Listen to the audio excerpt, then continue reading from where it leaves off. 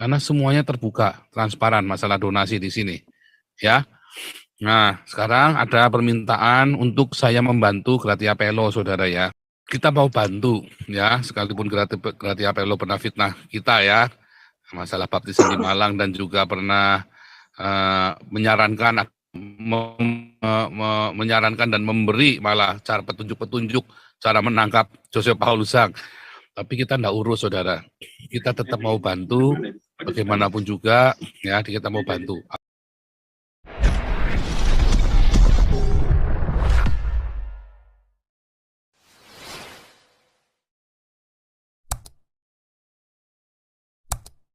Tanggal 2.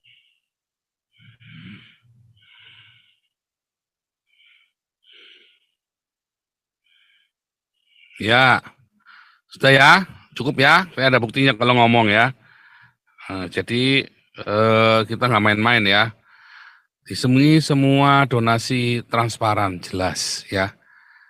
Bahkan berlian Versace yang harga cuma 20 juta itu pun kita bolak-balik. Ini sudah yang ketiga kali kita samperin apartemennya ya. Kalau saya sih bilang sih tetap mendingan kasihkan ke polisi. Cuman karena tadi Pak Santiaman ada pertimbangan lain, ya udah dikembalikan ke ibu mantu, ibu ketua. Ya, kembalikan ke ibu ketua biar ditaruh di safe deposit banknya beliau. Nanti ya saya sudah kirim pesan juga ke orangnya ya. Dan selanjutnya kita udah nggak mau urusan lagi ya dengan berlian Versace itu ya. Begitu ya. Nah, kalau Anda tanya donasi, di sini selalu transparan ya. Kelas kita itu bukan kelas ecek-ecek, saudara ya. Nah, kelas kita ini bukan kelas ecek untuk masalah donasi. Ya, orang-orang Islam pun mengakui ya keterbukaan kita. Indonesia pun, pemerintah pun mengakui ya. Nah, makanya kita nggak bisa diutak-atik karena semuanya terbuka, transparan masalah donasi di sini. Ya. Nah, sekarang ada permintaan untuk saya membantu Gratia Pelo, saudara ya. Saya bilang kalau diberikan ke kita yang ngurus. Uang semua transparan. Kalau enggak, kita nggak mau urus. Mengapa? Karena kita sudah 2 kali ditipu ya oleh Saifuddin. Jadi kita nggak mau lagi ngurusin kerjaan orang, ya. Kita nggak mau ngurusin kerjaan orang. Dan kita juga nggak mau mencarikan dana, kan nanti akhirnya itu tadi ya, kayak Saifuddin kayak si Rudi. Saya ini yang nggak mau nanggung tuh yang begitu-begitu tuh ya. Jadi kalau mau ada pernyataan resmi, minta Galarua bantu. Makanya saya menghimbau ya pada Anda semua ya agar merapat ke Galarua ya. Bentar. Saudara-saudara, supaya saudara bisa mana ya? Sebentar.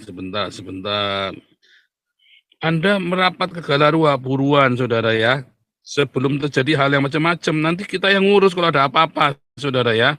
Kita akan urus, nggak main-main ya. Beneran. Mana tadi ya?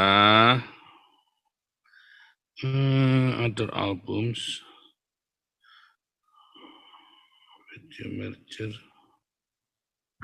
Ya kolam renang kan buat baptisan Pak Pol. Buat baptis Doki. Masa mau baptis di ini apa pakai ember kan nggak bisa. Dia nggak pernah baptis ya, belum pernah sekalipun dia baptis orang. Nggak pernah baptis orang, jadi nggak ada ceritanya. Nah, kalau kita, saya saja sudah ratusan ribuan baptis saja, kita nggak punya kolam renang sendiri, kalau nggak usah. Baptis itu nggak perlu gitu, maintenance-nya mahal. Baptis di sungai. Saya di Indonesia ya, ratusan saya baptis di sungai. Ya, bukan di kolam renang, saya di sungai. Ya, waktu itu saya nitip ke beberapa gereja, ikut baptis di gereja. Terus tiba-tiba ada salah satu pendeta di gereja itu keberatan karena berbahaya buat kami. Ya udah kebenaran, sejak saat itu saya tidak pernah bekerja sama dengan gereja manapun, saya baptis sendiri di sungai. Ya di laut juga ya. Ada fotonya nanti ya, saya tunjukkan di laut, di sungai. Nah, kita baptis sudah di Indonesia. Di sini kita ada ratusan juga. Kita baptis semua ya. Kalau di sini kita kerjasama dengan gereja ya. Cuman saya sini karena kita sudah jadi gereja, kita sudah bisa keluarkan surat semua. Saya punya kolam, ya. Saya beli kolam baptisan, harganya 60 euro, sekitar 1 juta, saudara ya. Saya beli kolam pakai vinil, polivinil itu ya. Nah, saya bikin juta, kita baptisan. Jadi kalau pas musim dingin begini, kalau ada baptisan ya kita baptis di rumah. Tapi tetap kita lebih prefer baptis di sungai. Ya. Gereja Jadi saya di sini di pantai, Pak Bo. di pantai ya. Saya kalau di Ya. pantai, kalau di Belanda kan pantainya jauh kita. Oh. Lebih banyak sungai. Kita Kalau lebih banyak pakai sungai. yang Pak Paul bilang itu yang pakai poli itu ya apa bak itu portable swimming pool itu kita nggak bisa di sini. Soalnya kita kan sekarang ini lagi drought. Itu berapa galon air kita bisa didenda. Ya, Gitu. ya memang kalau pakai baptis di rumah, kalau lagi dry begitu memang bahaya. Jadi saya tetap lebih prefer baptis di sungai. Ya, saya tetap prefer baptisan itu di sungai. Karena lebih murah, sungai di sini juga bersih, dan juga sungai di sini nggak bahaya ya, karena sungainya sungai buatan. Nggak ada mas kambangnya ya? Nggak ada. Oh, nggak boleh. Nggak boleh. Oh, kita ngasih makan bebek pakai itu aja nggak boleh kok. Sehingga sungainya bersih, ada bebek-bebek, banyak kotoran bebek itu bersih, karena bukan ini ya, semuanya natur. Kalau kita banyak bebek ya kita cari sungai yang nggak ada bebeknya, danau misalnya kan. Berarti danau-danaunya bersih sekali, kita aja berenang di danau kok. Saya aja sering berenang di danau, di sungai, main kano ya. Ya kita marutin dulu sama yang dari Jerman itu Pak Andreas itu ya. Anak-anaknya datang kemari seneng ya main kano kita. Wah, main kano di kanal itu ya. Saya ngasih makan burung di Switzerland ditegur polisi saya. Nggak boleh. Untung nggak di tiket. Di tiket? Enggak di tiket ya? Saya kasih Ya, harusnya warning di tiket. Orang lokal didenda, dendanya lumayan lagi ya, 90 euro atau berapa itu. Dendanya lumayan, 90 euro, pokoknya mahal ya, nggak boleh sembarangan. Ya, ini kalau misalnya pakai sepeda sambil telepon gitu, dendanya juga lumayan ya, 60 apa 90. Lagi nelpon, lagi di mobil kita telepon, makanya saya selalu pakai handsfree kalau di mobil lagi telepon itu ya. Nah, kita pakai Bluetooth. Dan ini saya lagi mau keluarin ininya ya. Saudara-saudara, saya menghimbau semua YouTubers merapat ke Galarua. Jadi kalau ada kena masalah hukum, karena ini satu-satu di TO ya, Gratia Pelo diciduk, ya, terus si Rudi Simamora diciduk, Anuru lagi di TO, ya, banyak ya. Kita mau bantu, tapi Anda harus merapat ke kita. Ya, nanti jangan sampai. Kemarin saya Kaci juga bilang sama istrinya, kamu kesini, kamu tampil di YouTube, kamu bilang bahwa mencari dana oleh saya, oleh Galarua. Kalau enggak, kita nggak mau. Dia nggak mau tampil, dia mau ngatur-ngatur kita. Oh ya nggak usah. Karena dulu anakmu sudah bilang haram jadah terima uang dari Joseph Paul Zhang, ya kan? Sekarang kamu kudu ngomong di sini, klarifikasi. Dia nggak mau ya sudah nggak usah. Kita pokoknya nggak mau bantu ya saudara ya, kita mau bantu. Tapi itu pun kita minta ketemu KC-nya nggak dikasih saudara. Jadi buat saya terlalu banyak yang aneh. Keluarga ini terlalu banyak yang aneh. Ya udah nggak usah. Ya kita bantu Apolinis dan Mawan saja yang sudah jelas. Rudi Simamora, kalau Anda mau dibantu, sampaikan ya teman-teman yang di Medan. Kalau Rudi Simamora mau dibantu Galarua, istrinya suruh telepon Pak Santiamer. Ya, dan kita tidak mau ya pakai pengacaranya si Rudi Yohanes. Nah, kemarin nggak dibayar soalnya katanya pengacara Rudi Yohanes nggak dibayar ya. Kalau kita mah pengacara bayar terus ya, nggak pernah kita pengacara nggak dibayar. Nah, sebentar ini nggak bisa di ini saudara ya, sebentar ya, mesti saya ulangi nih. Kenapa tidak mau ini? Sebentar. Ada apa ini? Ya, Pak Santiamer. Silakan lagi Pak Santiamer, saya mau siapkan ini. Mau siapkan lainnya. Ya. Jadi kita referensikan lagi kepada ini Pak ya. Besok itu kan ada Hari HAM sedunia, peringatan Hari HAM sedunia. Nah, jadi saya akan berbicara lebih luas lagi. Ini tentu mungkin bukan hanya di internal Indonesia. Yang saya soroti adalah bagaimana suatu negara juga sebenarnya tidak menghargai HAM di negara lain. Justru menggunakan HAM, pelanggaran HAM di negara lain itu sebagai entry point bagi negara-negara maju untuk membuktikan kehendaknya bagi negara itu. Nah, ini adalah suatu ketidakadilan. Jadi saya berharap siapapun di sini perwakilan negara-negara maju yang G7 itu termasuk PBB, tolonglah para pemimpin itu jangan membuktikan lagi ya, jangan membuktikan kemauannya kepada suatu negara lain yang justru negara lain tersebut tidak bisa melakukan tidak bisa melakukan yang justru melakukan pelanggaran HAM di negara itu. Contoh, ini hubungan antar negara. Negara A karena dia hebat, maka ada kata-kata kemanusiaan demi kemanusiaan. Demi kemanusiaan karena ada di situ ya, ada suatu adagium kalau misalnya warganya atau siapapun di negara lain mengalami pelanggaran HAM, maka dia secara militer berkewenangan untuk membela secara militer.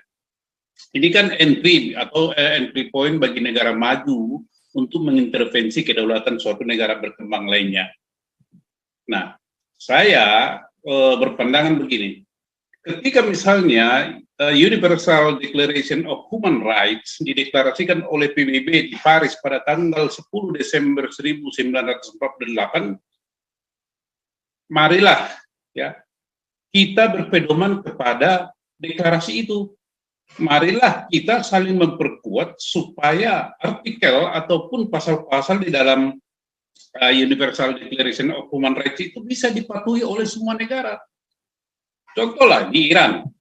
Apakah sekarang misalnya Iran menerapkan Universal Declaration of Human Rights? Tidak. Terus apa? Sanksi PBB. PBB diam. Apa sanksi negara-negara G7? G7 diam. Kan tidak fair gitu. Jadi ada ambigu, ada dualisme, ada standar ganda yang diterapkan. Ini tidak boleh. Misalnya Indonesia, ini kita dengar semuanya ini ya, masalah hilirisasi nikel karena dilarang ekspor dikalahkan di WTO. Jadi negara-negara Barat kenapa tidak lebih cenderung memilihlah bekerja sama gitu kan? Karena Indonesia ini sudah negara menengah. Indonesia tidak mau menjadi negara yang terperangkap di negara menengah kemudian miskin seperti Venezuela. Indonesia harus bangkit. Bangkit untuk apa? Karena di Undang-Undang Dasar 1945 jauh sebelum 10 Desember 1948 di konstitusinya sudah dijelaskan di situ hak asasi manusia. Pasal 33 ya, pembukaan dan lain sebagainya itu ada di situ. Masalah apa? Human right. Ya, jauh sebelum 10 Desember 1948. Artinya apa? Bantulah Indonesia untuk Indonesia itu bisa mewujudkan kesejahteraannya dengan catatan. Bantulah Indonesia untuk bisa menegakkan hukum di Indonesia, jangan diganggu-ganggu. Jadi kalau misalnya seperti si UAS ini ngomong begini, beri dukungan kepada pemerintah Indonesia, sikat. Coba kalau Amerika ngomong begitu. Coba kalau negara-negara G7 ngomong begitu. Sikat itu. Oh pasti disikat. Tetapi kalau mereka, ya saya bukan menuduh, justru mengeksploitasi keadaan ini di Indonesia, ini menjadi susah. Lalu kenapa kita teriak-teriak kepada Indonesia dari luar sana tidak mendukung? Kenapa? Dukungan itu penting. Nanti kalau dilakukan ini, pelanggaran HAM. Dikit-dikit pelanggaran HAM. Demi HAM, tapi hak asasi negara ditabrak. Akan gitu. Jadi marilah kita seluruh bangsa di dunia ini termasuk PBB nggak tahu apa didengar itu fair lah, bertindak fair. Ya, saya tidak membela Indonesia ini juga banyak nggak beresnya ini kan, banyak pelanggaran HAM. Tetapi satu hal, HAM atau Universal Declaration of Human Rights itu filosofinya atau asumsinya itu adalah bahwa hanya state actor, hanya negara yang berkemampuan untuk melakukan pelanggaran HAM. Itu filosofinya, hanya negara. Tetapi sekarang ini mana? Bukan hanya negara. Kelompok-kelompok tertentu juga bisa melakukan pelanggaran HAM, ya, pelanggaran hak asasi negara. Contoh seperti UAS ini, agama dipakai. Apakah bukan pelanggaran HAM itu? Pelanggaran HAM, tangkap mestinya kan. Tetapi apakah ini ada diatur di Universal Declaration of Human Rights? Tidak ada. Apakah ini ada diatur di Undang-Undang HAM Republik Indonesia nomor 13 1999? Enggak juga.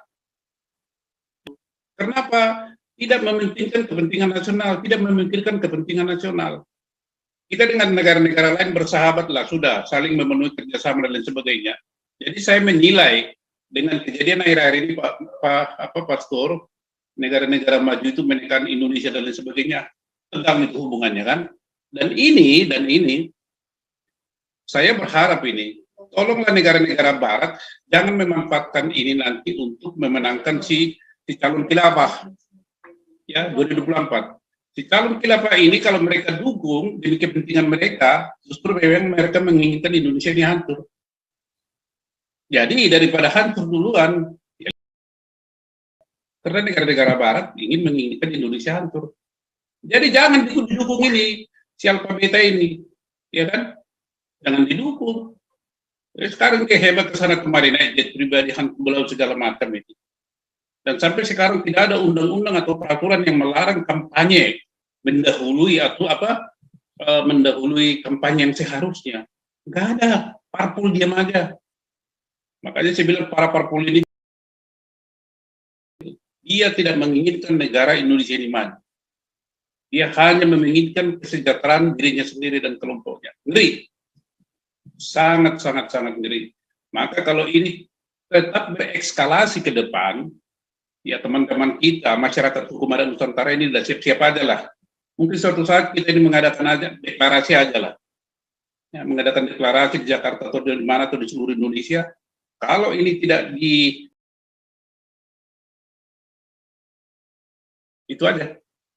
Sama seperti dulu 1945 kita menyatakan bergabung dengan Indonesia dengan harapan hidup kita akan lebih sejahtera.